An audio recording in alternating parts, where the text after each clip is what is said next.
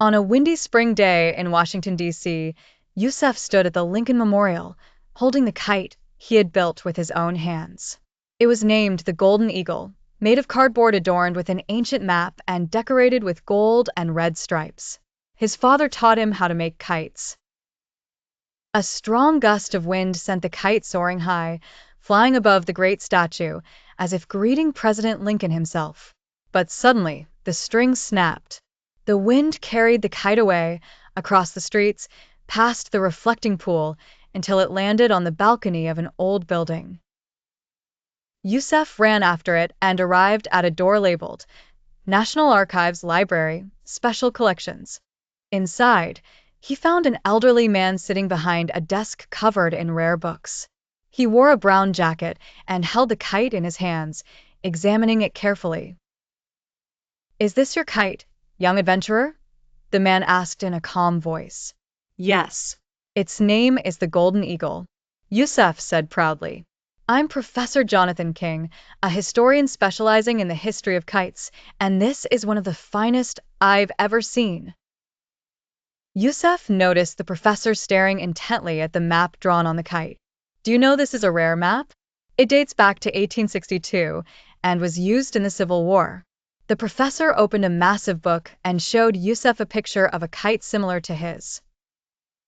"Spy kite, used by soldiers to send secret messages."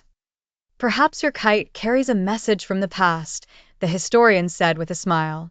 The professor took Yusuf on a tour of the library, explaining how kites were once used as secret communication tools. "Would you like to help me solve this mystery?" the professor asked. Excited, Yusuf agreed. The two examined the kite closely and discovered a hidden message written in invisible ink beneath the map. "The truth lies where the eagle meets the lion." The professor realized the message pointed to two landmarks: the eagle, the symbol of America on the dollar bill; the lion, the British lion statue in the embassy garden. Yusuf and the professor rushed to the embassy, where they found a small buried box. Inside was an old key and a note that read, "This key opens a door in the National Archives, where the full truth awaits."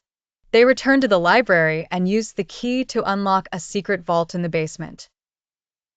There, they found an ancient ledger containing Abraham Lincoln's own letters, revealing a secret plan to end the war using kites as secure messengers. "We've found a historical treasure," the professor exclaimed joyfully.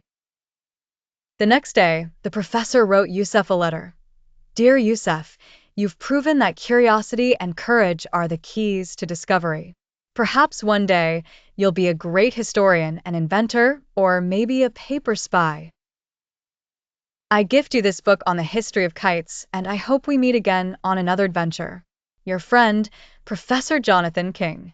From that day on, whenever Yusuf saw a kite flying in the sky, he remembered that some dreams lead you to adventures greater than you could ever imagine.